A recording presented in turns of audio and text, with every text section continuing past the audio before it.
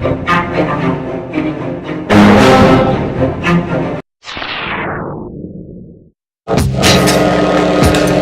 is Brian with ScreenFiles.com in review. What I'm looking at today is the second episode of Love, Death, and Robots, which is titled 3 Robots.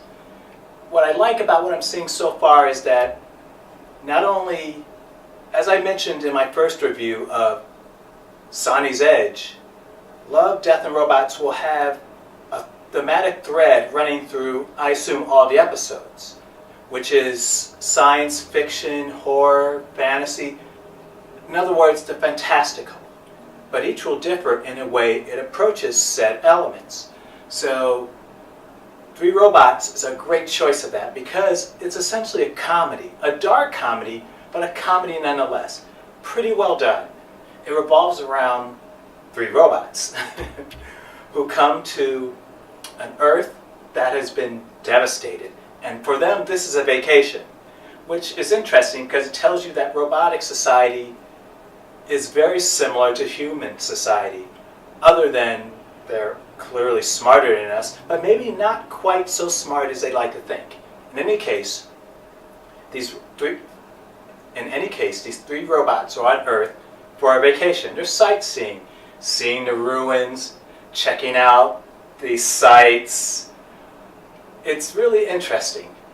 What's also interesting is that this opens with a scene cribbed from the Terminator movies, which is also fascinating because Tim Miller, who is the creator of Love, Death, and Robots, is actually the director on the sequel to the upcoming Terminator movies. So that's a nice bit of synergy there.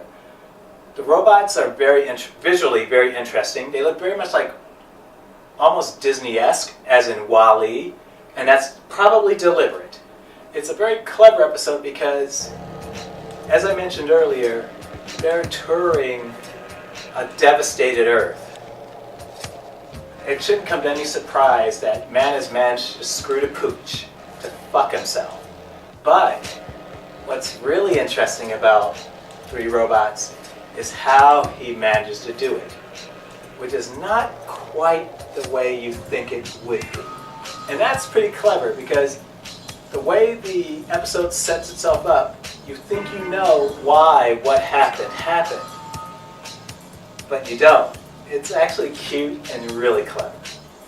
So check out 3 Robots, the second episode of Love, Death, and Robots. This is Brian with ScreenFiles.com and review.